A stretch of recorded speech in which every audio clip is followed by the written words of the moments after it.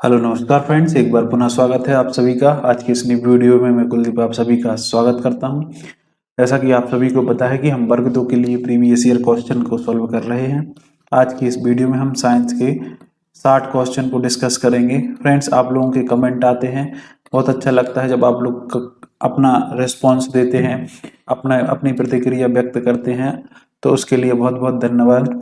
बहुत सारे लोगों का, जैसे संतोष जी का कमेंट आया था कि सर पूरे 120 क्वेश्चन करवा दीजिए। तो क्या होता है कि 120 क्वेश्चन में वीडियो की ड्यूरेशन ज़्यादा हो जाती है, जिससे आपको भी उसमें थोड़ा सी परेशानी हो सकती है। इसीलिए अलग अलग वीडियो में उन क्वेश्चन को डिस्कस कर लेते हैं, है ना। और भी लोगों के, जैसे आदित्य जी का भी मैसेज आया, thank you for sharing knowledge sir, इसके लिए भी बहुत बहुत धन्यवाद। और भी लोगों के, जैसे निर्मला जी का भी मैसेज आया है ना।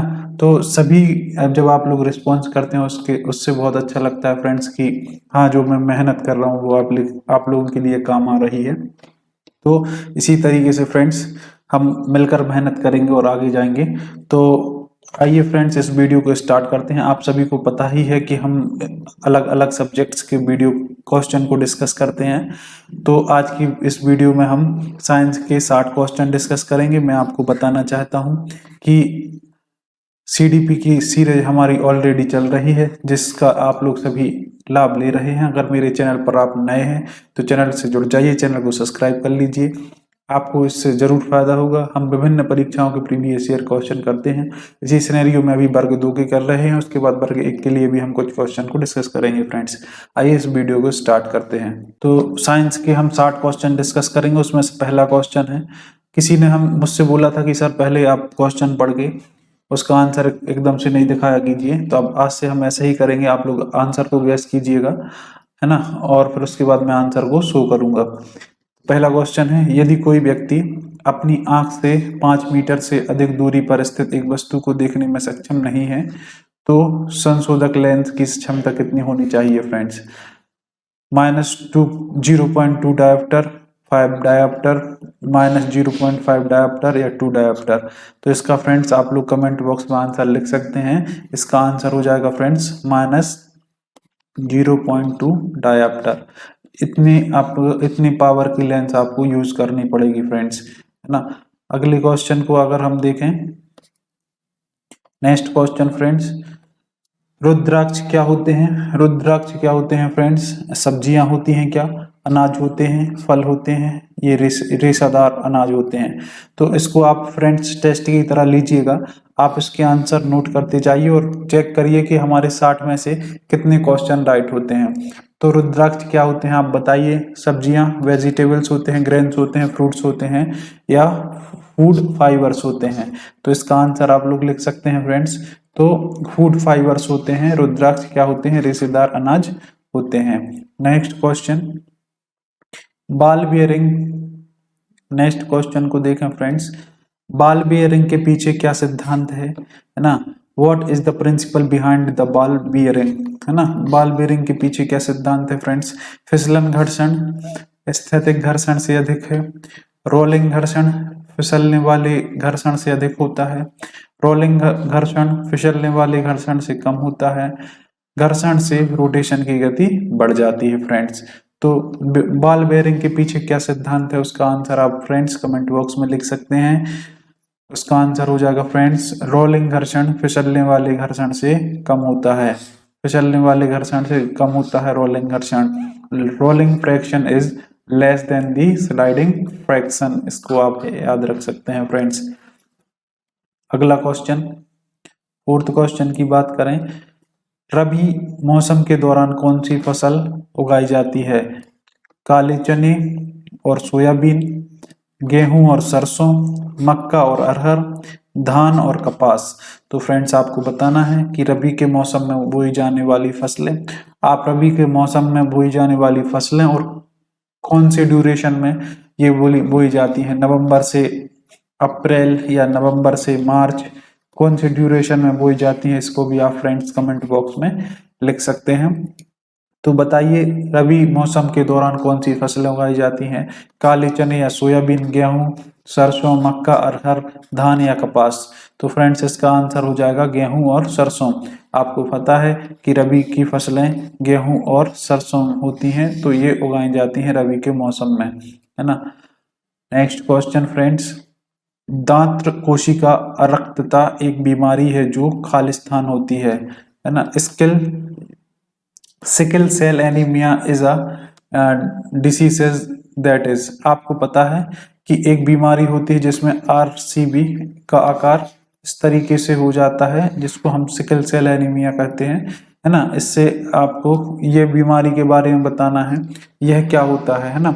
जिससे क्या होता है, एनीमिया हो जाता है, रक्त की कमी हो जाती है। तो इस किस तरीके का ये बीमारी है, संक्रामक है ना, इन्फेक्टियस है, या रोग वाहक के माध्यम से विकसित होती है, या अनुवांशिक होती है, या गैर संक्रामक होती है। तो इसका आंसर फ्रेंड्स बताना है कि सिकल सेल एनीमिया किस तरीके की बीमारी है, संक्रामक, रोग वाहक के माध्यम से विकसित होती है, या अनुवांशिक होती है, या गैर संक्रामक होती है फ्रेंड्स। तो इसको बताना है यह कैसी होती है, अनुवांशिक होती है। यह एक जनरेशन से दूसरे जनरेशन में फ्रेंड्स ट्रांसफर हो जाती है। आई होप फ्रेंड्स आपको ये क्वेश्चन ठीक लग रहे होंगे। इसी तरीके से क्वेश्चन आपको पूछे जाते हैं, थोड़ा सा डिफिकल्टी लेवल इंक्रीज हो सकता है क्योंकि टाइम ड्यूरेशन पिछले ईयर पेपर से अब तक का बहुत अधिक है, तो हो सकता है आपके लिए कुछ टफ क्वेश्चन दे दें। बल्कि आप जब ये पुराने क्वेश्चन सॉल्व करेंगे तो आपको कॉन्फिडेंस आता है कि हम जो क्वेश्चन सॉल्व कर रहे हैं वास्तव में आपसे बन रहे हैं, तो आप जो एग्जाम में क्वेश्चन आएंगे उनको भी डील कर पाएंगे फ्रेंड्स।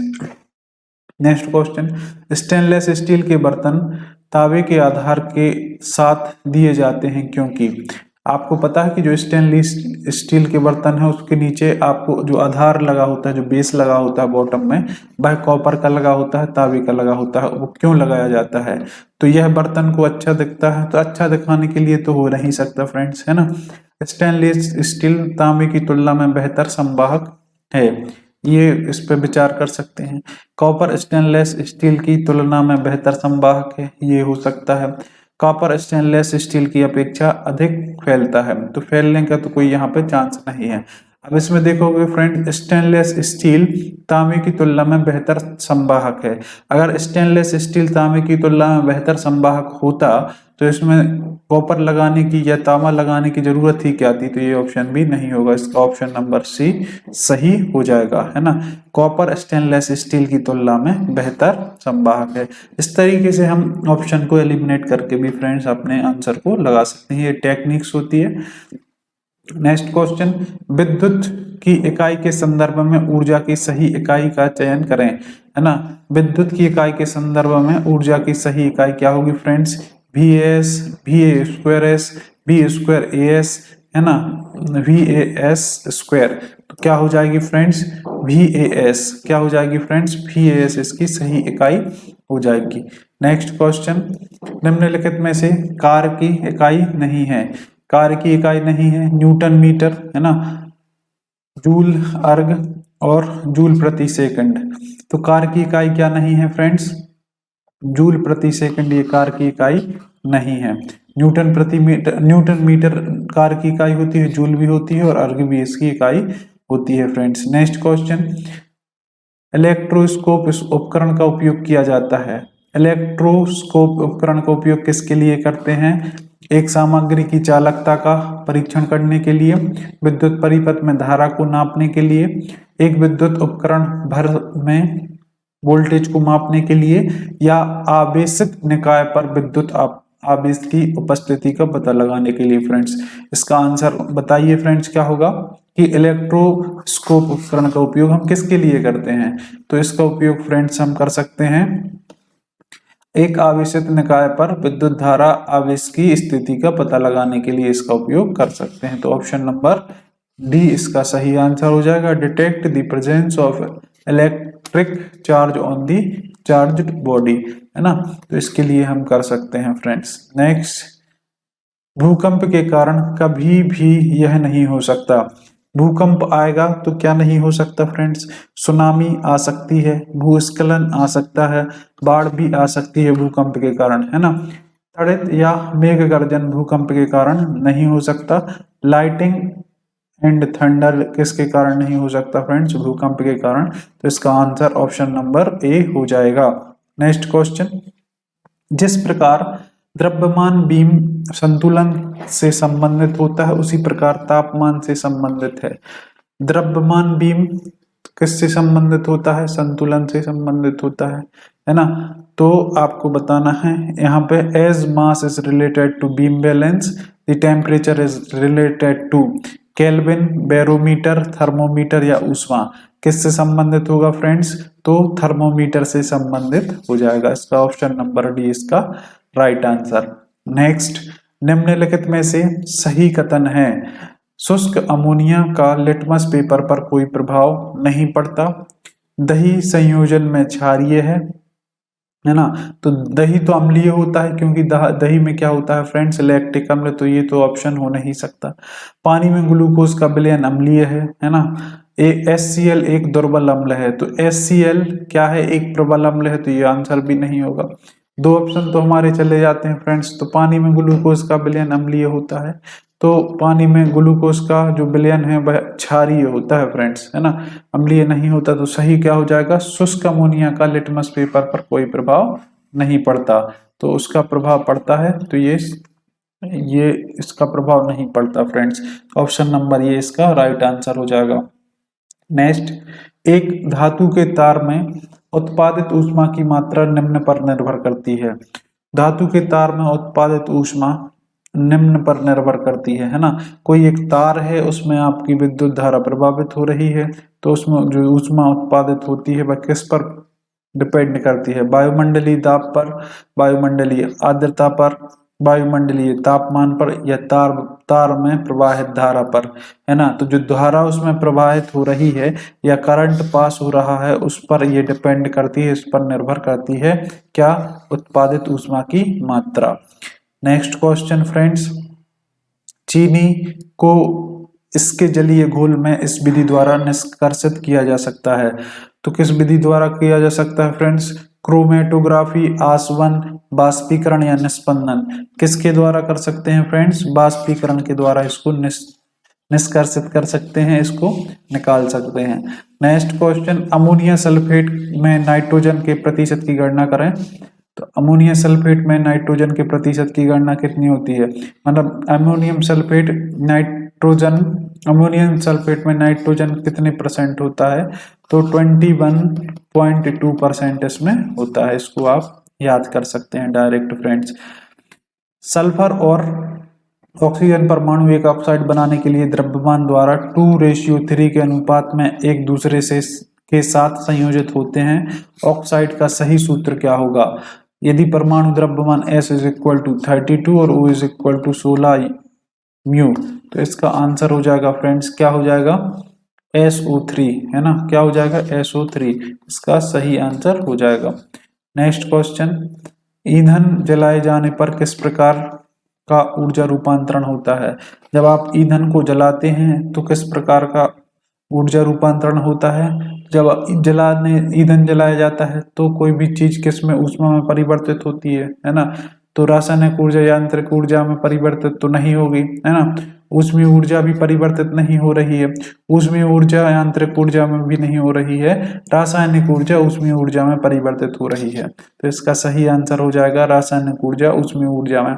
आप यहाँ से दिमाग लगा सकते हैं कि जब आप ईंधन जलाते हैं तो उसका जो निष्कर्ष है क्या निकलता है? ऊष्मीय ऊर्जा में बदलता है कोई भी चीज, तो बाद में ऊष्मीय ऊर्जा आना चाहिए। देखो कहीं पर भी बाद में ऊष्मीय ऊर्जा नहीं है, तो जिसमें ऊष्मीय ऊर्जा है वो राइट आंसर हो जाएगा। इसको आप याद ऐसे भी कर सकते हैं फ्रेंड्स। नेक्स्ट, निम्नलिखित में से क्या एक खुले पात्र में रखने पर उसका आकार ले लेगा? तो क्या लेगा? नींबू का रस, बर्फ के टुकड़े, मिर्च का पाउडर, ऑक्सीजन गैस, है ना। तो आपको पता है कि जो खुला पात्र है ना, खुले पात्र में गैस तो रख नहीं सकते। खुले पात्र में फ्रेंड्स आप गैस तो रख नहीं सकते, है ना। तो जो नींबू का रस है वह उसका पात्र का आकार ले लेगा, है ना। क्यों? क्योंकि जो द्रव है जिस पात्र में रखा जाता है उसका आकार ले लेते हैं। नेक्स्ट क्वेश्चन, निम्नलिखित में से कौन खरपतवार है? तो घास या केवल पार्थेनियम या केवल जेनथियम। तो क्या खरपतवार है फ्रेंड्स? इसमें सभी खरपतवार हैं, इनको आप याद रख सकते हैं। खरपतवार के नाम है जेनथियम एक खरपतवार होता है, घास का खरपतवार होता है। पार्थेनियम ये भी खरपतवार होता है, इसको आप याद कर सकते हैं। नेक्स्ट क्वेश्चन, पारदर्शी सामग्री का एक सेट कौन सा है? हवा और वायु पारदर्शी सामग्री का एक सेट होता है। हल्दी पाउडर आप पारदर्शी चीज नहीं है, फिटकरी पारदर्शी चीज नहीं है, और चारकोल भी पारदर्शी नहीं है। नेक्स्ट क्वेश्चन, अगले क्वेश्चन की बात करें फ्रेंड्स, मिट्टी के निर्माण के बारे में दिए गए कथनों में से एक अनुचित है, अनुचित कथन ज्ञात कीजिए। 3 सही हैं, एक गलत है ना? तो अनुचित को मतलब गलत को देखना है। तेज हवाएं चट्टानों के कटाव में कोई भूमिका नहीं निभाती, तो भूमिका तो निभाती है, ये हो सकता है ना? तेज बहता पानी बड़े और छोटे चट्टान कणों को ले जाता है जो अन्य चट्टानों से रगड़ खाते हैं, ये भी सही है ना? आसमान ताप के द्वारा असमान ताप के द्वारा बड़ी चट्टानों में दरारों में पानी घुस जाता है, जब पानी जम जाता है तो इससे दरारें चौड़ी हो जाती है, ये भी सही हो सकता है फ्रेंड्स। और सूरज के संपर्क में आने के कारण चट्टानों के सभी हिस्सों का प्रकरण नहीं होता, और समान तौर से ये भाग में ऐसा न होने के कारण दरारें बन जाती हैं, चट्टानें टूट जाती हैं, ये भी सही हो सकता है।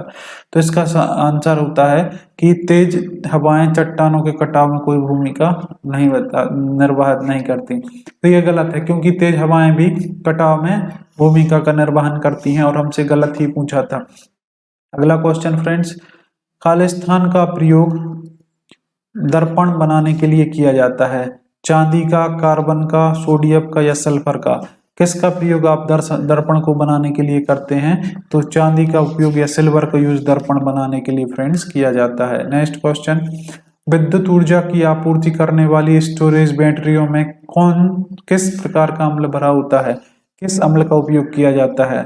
तो नाइट्रिक अम्ल का, हाइड्रोक्लोरिक अम्ल का, है ना, एसिटिक अम्ल का या सल्फ्यूरिक अम्ल का? तो जो भी बैटरियों में होती है वो कौन सा अम्ल भरते हैं आपको बताना फ्रेंड्स। तो उसमें सल्फ्यूरिक अम्ल का उपयोग होता है। सल्फ्यूरिक अम्ल को बैटरी वाला अम्ल भी कहते हैं।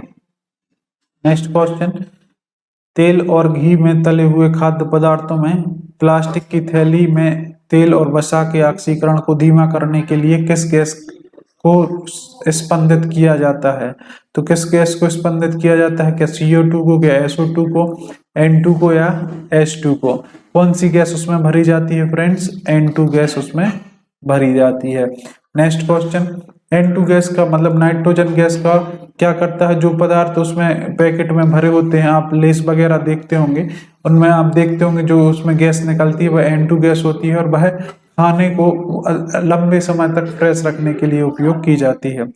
नेक्स्ट क्वेश्चन, रासायनिक NaHCO3 का सामान्य नाम क्या है?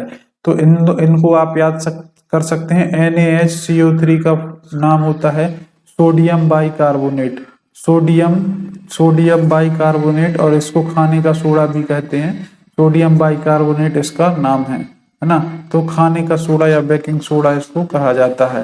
फ्रेंड्स, धुलाई का सोडा होता है उसको क्या बोलते हैं? सोडियम कार्बोनेट, जो धुलाई का सोडा होता है। नेक्स्ट क्वेश्चन, सूत्र ClO3 वाले एक आयन का नाम क्या है? तो इसको बोलते हैं फ्रेंड्स क्लोरेट, इसको बोला जाता है। अगला क्वेश्चन, निम्नलिखित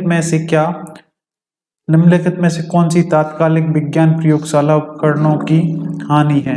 तो कौन से उपकरणों की हानि है? आसानी से उपलब्ध, सस्ते विकल्प, कच्चे माल प्रदान करता है, अच्छा शैक्षिक मूल्य हो, या टिकाऊ नहीं है? तो तात्कालिक वैज्ञानिक प्रयोगशाला उपकरणों की हानि क्या है? कि यह टिकाऊ नहीं है ना? यह ड्यूरेबल नहीं है, ये इसकी हानि है, ये इसका डिसएडवांटेज है फ्रेंड्स। नेक्स्ट, निम्नलिखित में से कौन सी क्षमता वैज्ञानिक समस्या हल करने की विशेषता नहीं है? तो परिणाम की प्रमाणीकरण, चरों की पृथक और नियंत्रण करना, अभिसारी चिंतन, या शीघ्र विचार व्यक्त करना? तो क्या उसकी समस्या का हल नहीं है फ्रेंड्स? अभिसारी चिंतन या कन्वर्जेंट थिंकिंग इसका हल नहीं है। अगला क्वेश्चन, निम्नलिखित में से कौन सा अनुमान एक उदाहरण है? कौन सा अनुमान एक उदाहरण है? कैक्टस में कांटों के रूप में रूपांतरित पत्तियां होती हैं। ज्वार भाटा चंद्रमा के गुरुत्वाकर्षण के कारण होता है ना। तो अगला, जल का विद्युत अपघटन दो अलग अलग इलेक्ट्रोड पर हाइड्रोजन और ऑक्सीजन गैसों का उत्पादन करता है। नेक्स्ट, विद्युत उपकरण केवल तब कार्य करते हैं जब विद्युत प्रवाह के साथ आपूर्ति की जाती है। तो इसका सही आंसर हो जाएगा, है ना, इसका सही आंसर हो जाएगा ज्वार भाटा चंद्रमा के गुरुत्वाकर्षण के कारण होता है। ये ऑप्शन नंबर इसका सही हो जाएगा। नेक्स्ट क्वेश्चन, चमकदार धातुओं की पहचान करें। फास्फोरस, कार्बन, आयोडीन या सल्फर, कौन सी इसमें से चमकदार धातु होती है फ्रेंड्स? तो कौन सी होती है इसमें? आयोडीन है जो वह चमकदार होती है। अधातु, सॉरी इसमें अधातु पूछा है, तो चमकदार अधातु कौन सी होती है? आयोडीन होती है। नेक्स्ट, एक पेंडुलम 10 सेकंड में 20 दोलन करता है, तो दोलन की आवृत्ति और अवधि क्रमशः है, कितनी हो जाएगी? 10 सेकंड में 20 दोलन करता है ना, तो 1 सेकंड में कितने दोलन करेगा वह? 2, है ना। तो कितनी आवृत्ति हो जाएगी उसकी? 2, है ना। तो 2 आवृत्ति हो जाएगी और इसकी जो अवधि कितनी हो जाएगी? आधा सेकंड। तो ये इसमें से इसका सही आंसर हो जाएगा आधा सेकंड और 2 हर्ट्ज, है ना। नेक्स्ट क्वेश्चन, प्राकृतिक रूप से उत्पन्न होने वाले एमिनो अम्ल 20 प्रकार के होते हैं, उनमें से 9 आवश्यक और 11 अनावश्यक होते हैं। आवश्यक अमीनो अम्ल क्या होते हैं? आवश्यक अमीनो अम्ल क्या होते हैं? इसे आहार का हिस्सा होना चाहिए। मतलब आपको पता है कि 20 प्रकार के अमीनो एसिड होते हैं, इसमें से 9 ऐसे होते हैं जो आवश्यक होते हैं हमारे शरीर को, है ना, और 11 कैसे होते हैं? अनावश्यक होते हैं। तो आवश्यक अमीनो अम्ल के बारे में क्या होना चाहिए? इसे आहार का हिस्सा होना चाहिए। इनका निर्माण हमारे शरीर में नहीं होता है, तो इन्हें हमें कंज्यूम करना पड़ता है भोजन के द्वारा। ऑप्शन नंबर ए इसका सही आंसर हो जाएगा।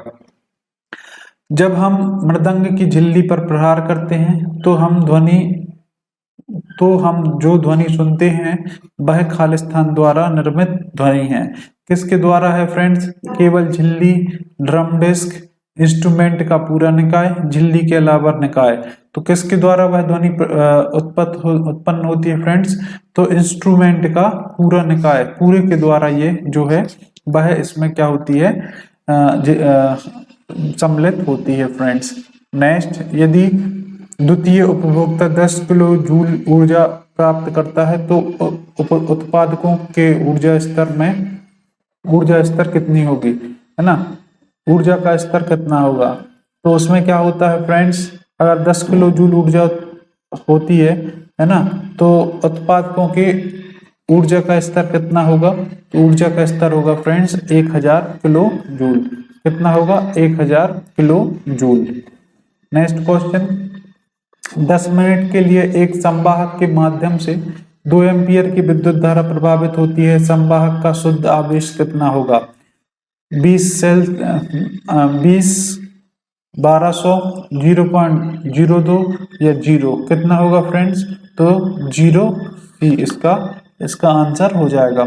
नेक्स्ट, यदि कलाई घड़ी सुबह के 8-10 बजे का समय दर्शाती है और उस समय वाहन का ओडोमीटर 84 किलोमीटर दिखाता है, यदि घड़ी सुबह के 8:40 का समय दर्शाती है और ओडोमीटर 8500 दिखाती है, तो कार की चाल कितनी है होगी? आपको पता है कि यहाँ पे कितना 30 मिनट इंक्रीज हुए हैं यहाँ पे, है ना, और 30 मिनट में यहाँ पे किलोमीटर में कितना डिफरेंस आया है? 16। तो आपको इसकी चाल बतानी है, तो 30 मिनट में 16 किलोमीटर, तो अगले 30 मिनट में भी कितना? 16। तो 1 घंटे में कितने किलोमीटर चलेगा? यह 32 किलोमीटर। तो 32 किलोमीटर प्रति घंटे की चाल से यह गाड़ी चल रही होगी। ये सबसे आसान क्वेश्चन है फ्रेंड्स। अगला क्वेश्चन, 220 वोल्ट 50 हर्ट्ज एसी को 110 डीसी में परिवर्तित किया जाता है, डीसी की आवृत्ति कितनी होगी? तो कितनी आवृत्ति होगी फ्रेंड्स? 0 हर्ट्ज इसकी आवृत्ति होगी। नेक्स्ट क्वेश्चन, जब एक प्रकाश प्रतिबिंब से गुजरता है तो प्रतिबिंबित प्रकाश का वेग सदैव यह होगा, क्या होगा? आपतित प्रकाश के वेग से कम, आपतित प्रकाश के वेग के समान, आपतित प्रकाश के वेग से अधिक और प्रतिबंधित सतह के पदार्थ पर निर्भर करता है। कैसा होगा फ्रेंड्स? तो वह क्या होगा, आपतित प्रकाश के समान उसका वेग होगा। इसको आप equal to the velocity of the incident light, तो इसका सही आंसर हो जाएगा। नेक्स्ट, 1 सेकंड में होने वाली विस्थापन के परिणाम को क्या कहा जाता है? 1 सेकंड में होने वाले विस्थापन के परिणाम को फ्रेंड्स क्या कहा जाएगा? उसको कहा जाएगा चाल, है ना, चाल कहा जाएगा। नेक्स्ट क्वेश्चन, 4 अलग अलग पदार्थों के तरल जैसे पारा, पानी, साबुन, विलयन और शहद के 4 अलग अलग बर्तनों में रखा जाता है। इसमें से कौन सा अधिक तापमान दिखाएगा, है ना? तो कौन दिखाएगा फ्रेंड्स? शहद, सभी का तापमान समान होगा, पारा या पानी। तो अधिक तापमान कौन दिखाएगा? तो उसमें से कौन अलग अलग तापमान नहीं दिखाएंगे फ्रेंड्स, सभी के तापमान कैसे होंगे? समान। All will have the same temperature, इसका आंसर ऑप्शन नंबर 2 हो जाएगा। नेक्स्ट, मानव कान ध्वनि को सुन या उस पर प्रतिक्रिया दे सकता है जिसकी आवृत्ति होती है, कितनी होती है फ्रेंड्स? 20 हर्ट्ज से 20,000 हर्ट्ज तक ये होती है ना? तो इसका आंसर हो जाएगा 20 हर्ट्ज से 20,000 हर्ट्ज, मतलब 20 किलो हर्ट्ज तक इसकी आवृत्ति होती है। नेक्स्ट क्वेश्चन, जैव मंडल के जैव घटक की पहचान कीजिए। मृदा, हवा, जीवित वस्तुएं या जल। तो जैविक घटक कौन से हैं जो लिविंग थिंग्स होते हैं? फ्रेंड्स, ये क्वेश्चन पिछले शिफ्ट में भी आया था, तो आप अगर आपने पुरानी वीडियो नहीं देखी तो उसको जरूर देखिएगा, आपको पता चलेगा कि कौन कौन से क्वेश्चन रिपीट होके आपको आते हैं। नेक्स्ट क्वेश्चन, जीवों का कौन सा समूह खाद्य श्रृंखला का संगठन नहीं है? कौन सा नहीं है, इसको आपको देखना है। मेंढक, सांप, गरुड़, टिड्डा, घास। तो इनमें से आपको पढ़ करके देखना है। तो इसका आंसर हो जाएगा फ्रेंड्स 3rd and 4th, है ना? 3rd and 4th जो है ये वाला ऑप्शन, मतलब मछली, प्लवक, टिड्डा और आदमी, ये वाला जो है ये घटक नहीं है। सांप, घास, बाघ, भेड़िया, ये भी इसका घटक नहीं है। तो इसको आप याद कर सकते हैं। नेक्स्ट क्वेश्चन फ्रेंड्स, वास्तविक सूर्यास्त और आभासी सूर्यास्त के बीच समय का अंतर लगभग कितना है? तो 2 मिनट का अंतर है। वास्तविक सूर्यास्त और आभासी सूर्यास्त का अंतर फ्रेंड्स कितना होता है? 2 मिनट होता है। नेक्स्ट, स्वपोषी ऊर्जा के 10,000 किलोवाट को संश्लेषित करते हैं और खाद्य श्रृंखला में 4 पौष्टिकता स्तर होते हैं। तो चौथे पौष्टिकता स्तर पर ऊर्जा कितनी होगी? कितनी होगी फ्रेंड्स? कितनी होगी? उसमें 10 किलो जूल होगी। कितनी होगी? 10 किलो जूल होगी। आपको पता है कि ऊर्जा का स्तर इस तरीके से बढ़ता है और इसमें ऊर्जा का ट्रांसफर केवल 10% होता है, तो इसके द्वारा आप इसका आंसर निकाल सकते हैं। नेक्स्ट क्वेश्चन, शिक्षण अधिगम प्रक्रिया के लिए एक शिक्षक के द्वारा खालिस्तान के रूप में प्रौद्योगिकी का उपयोग किया जाना चाहिए। तो किस में किया जाना चाहिए फ्रेंड्स? टूल्स में, टूल्स, विषय, शिक्षण के लिए स्थापन और चालक, किसका उपयोग किया जाना चाहिए? तो उपकरण का या उपकरण के रूप में प्रौद्योगिकी का उपयोग किया जाना चाहिए। नेक्स्ट, विश्व युद्ध के दौरान बड़े पैमाने पर औद्योगिक प्रौद्योगिकी हुई है, यह दर्शाता है, क्या दर्शाता है? विज्ञान समाज की आवश्यकताओं की प्रक्रिया देता है, विज्ञान समाज की इच्छाओं की प्रतिक्रिया देता है, विज्ञान समाज के लाभों के लिए कार्य करता है, विज्ञान केवल समाज में प्रगति लाता है। तो क्या है? विज्ञान समाज की आवश्यकताओं की प्रतिक्रिया देता है, इसका आंसर हो जाएगा। नेक्स्ट क्वेश्चन फ्रेंड्स, एक नियम एक खालिस्तान का वर्णन करता है। तो परस्पर सिद्धांतों का सेट, अमूर्त विचार, एकल घटना, घटना के सेट। तो जो है नियम वह किसका जो वर्णन करता है फ्रेंड्स? वह एकल घटना का, सिंगल फिनोमेना का यह वर्णन करता है। नेक्स्ट, तड़ित के समय कौन सी जगह अधिक सुरक्षित होगी? खुले मैदान, खुले वाहन, सभी खिड़कियां या दरवाजे वाले बंद वाले वाहन के भीतर, ऊंचा स्थान। तो जो सभी खिड़की और दरवाजे बंद वाले वाहन हैं जो ये क्या होंगे? सबसे सुरक्षित होंगे। इसका आंसर हो जाएगा option number C. Next question, विज्ञान पार्क की यात्रा करना इस अधिगम का एक उदाहरण है। किस अधिगम का उदाहरण है? प्रयोगात्मक अधिगम, संयोगात्मक, सादृश्य, रणनीतिक अधिगम और कंठस्थ अधिगम। किसका उदाहरण है? प्रयोगिक अधिगम का यह उदाहरण है फ्रेंड्स। ऑप्शन नंबर ए इसका राइट आंसर हो जाएगा। नीतियां बनाना, नीतियों के प्रभाव की निगरानी करना, नीतियों का अनुपालन लागू करना, जवाबदेही प्रदर्शित करना, तुलना करना और लक्ष्यों के प्रति प्रगति की निगरानी करना यहाँ पर आयोजित किए जाते हैं। कहाँ पर किए जाते हैं? केवल जिला स्तर पर, केवल राष्ट्रीय स्तर पर, केवल राज्य स्तर पर। तो कहाँ पर किए जाते हैं फ्रेंड्स? इन सभी स्तर पर ये सभी चीजें क्या की जाती हैं? आयोजित की जाती हैं। नेक्स्ट, सोच और समस्या को सुलझाने के कौशल के सुधार करने के लिए एक उन्नत तकनीक में वियोजन समावेशित है, यानी कि छोटी इकाइयों में बड़ी समस्याओं को तोड़ना, उसे निम्न कहा जाता है। संदर्भ आधारित अधिगम, अभिकलनात्मक चिंतन, क्रॉसओवर अधिगम या सन्निहित अधिगम। तो फ्रेंड्स इसको कहा जाता है अभिकलनात्मक अधिगम, है ना। तो इसका आंसर हो जाएगा option number B. Next, Khalistan के सिवाय निम्नलिखित सभी उद्देश्यों के मूल्यांकन किया जा सकता है। तो किसके सिवाय किया जा सकता है फ्रेंड्स? उन छात्रों की पहचान करना जिन्हें उपचार की आवश्यकता होती है। तो इसका आंसर हो जाएगा उन छात्रों की पहचान करना जिन्हें उपचार की आवश्यकता होती है। इसके अलावा सभी उद्देश्यों के मूल्यांकन किया जाता है। नेक्स्ट क्वेश्चन, समस्या हल करने के कौशल को विकसित करने के लिए छात्रों को प्रोत्साहित करते हैं। शिक्षक को निम्नलिखित में से किससे बचना चाहिए? तो शिक्षक को किससे बचना चाहिए? छात्रों के निर्देशात्मक संकेत प्रदान करना, छात्रों को प्रश्न करने के लिए प्रोत्साहन करना, समस्या के विभिन्न प्रकार को डिजाइन करना, संज्ञानात्मक संघर्ष उत्पन्न करने के लिए समस्या डिजाइन करना। तो इसमें से शिक्षक को बचना चाहिए, जिससे फ्रेंड्स छात्रों को निर्देशात्मक संकेत देने से बचना चाहिए। नेक्स्ट, फील पाम निम्नलिखित में से किसके कारण होता है? तो किसके कारण होता है? वर्म, मच्छर, प्रोटोजोआ, कीड़े, है ना। तो एलिफेंटाइसिस किसके द्वारा होता है फ्रेंड्स? कीड़े के द्वारा होता है, वर्म के द्वारा यह होता है। नेक्स्ट, मेघा ने भौतिकी में अच्छे अंक प्राप्त किए। स्नेहा भी इस विषय में भी इतनी ही अच्छी है, लेकिन विद्यालय में अच्छे अंक प्राप्त करने में असमर्थ है। संभवतः वह खालिस्तान में वह कमजोर है। संकल्पनात्मक ज्ञान, प्रतिक्रिया ज्ञान, तथ्यात्मक ज्ञान या मेटा संज्ञानात्मक ज्ञान। फ्रेंड्स किसमें वह कमजोर है? तो वह है जो मेटा संज्ञानात्मक ज्ञान है, इसमें वह कमजोर है। तो इसका आंसर ऑप्शन नंबर डी हो जाएगा। नेक्स्ट क्वेश्चन, एनसीएफ 2005 के क्रियान्वयन के पश्चात फ्रेंड्स निम्नलिखित में से कौन सा कथन शिक्षा शास्त्र के बदलाव को दर्शाता है?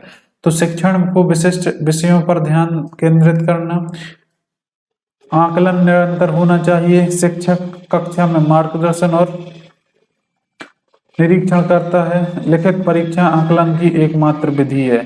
तो इसका आंसर कौन सा हो जाएगा? निरंतर आकलन होना चाहिए। आप पढ़ते हैं सतत और व्यापक मूल्यांकन, असेसमेंट शुड बी कंटिन्यूअस। तो इसका आंसर ऑप्शन बी होना चाहिए।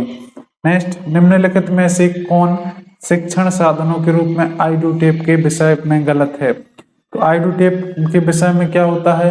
इन्हें आसानी से पुनः पेश किया जा सकता है, ये सरल है, ये सुवाहक या पोर्टेबल है, ये भी सही है, वे दृष्टिबाधित छात्रों के लिए मदद करते हैं, तो ये भी सही है। इसमें जो गलत है वह है यह महंगे होते हैं, दे आर एक्सपेंसिव।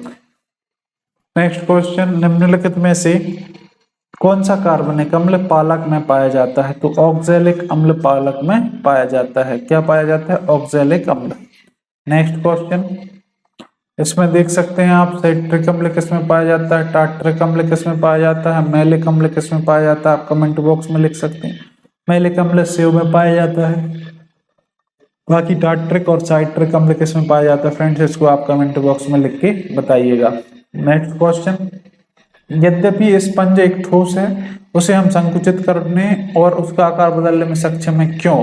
क्योंकि स्पंज के कण समीपस्थ बंध में है, स्पंज एक छद्म ठोस है, स्पंज एक अति शीतल द्रव है, स्पंज छोटे छोटे छिद्रों में हवा फंसी होती है।